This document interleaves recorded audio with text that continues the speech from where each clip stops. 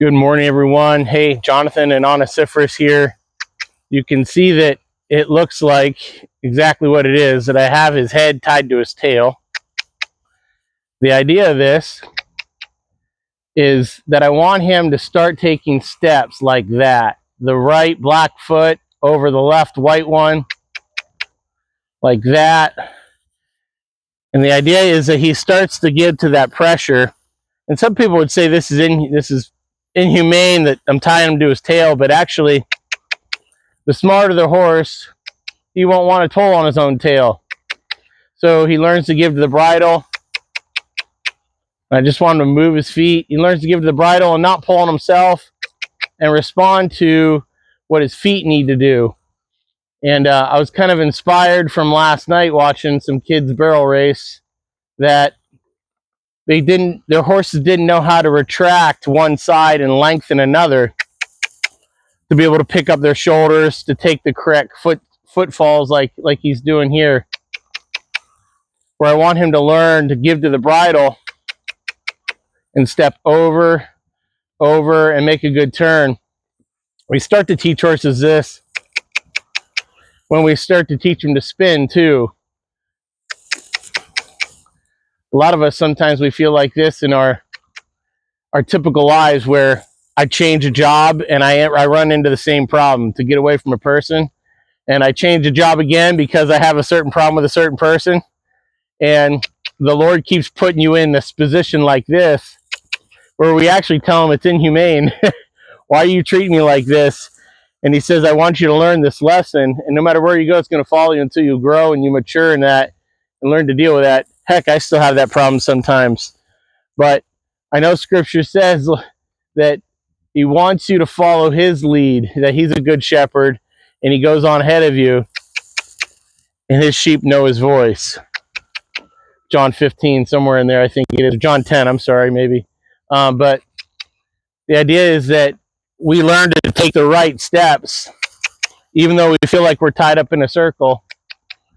We learn to follow his lead and take the steps appropriately rather than our own way, our own design. And he knows what's best for us. So it's okay if he pushes. It's okay if he gets a step wrong. I don't make him go fast. I want him just to respond appropriately, knowing that he's not going to get every footfall right. And it'd actually be way more inhumane to tie him to something rigid. People tie horses to horse trailers or their own saddle.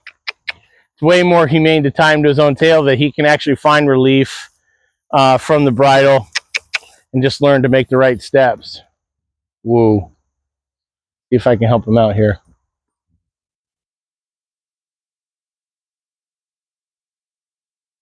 Good boy.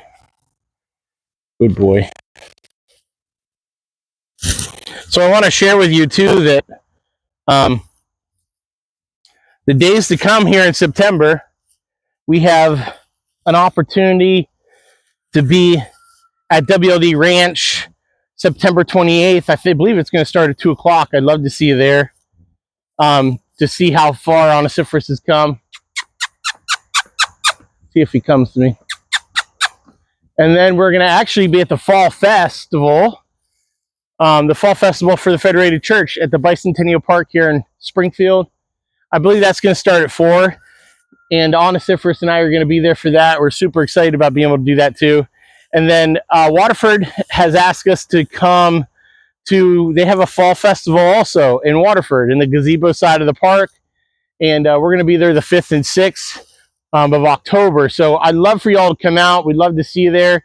Onesiphorus and I have taken some major leaps and have really come along a long ways. And he's grown and matured to where we're all really stoked with him and happy with him.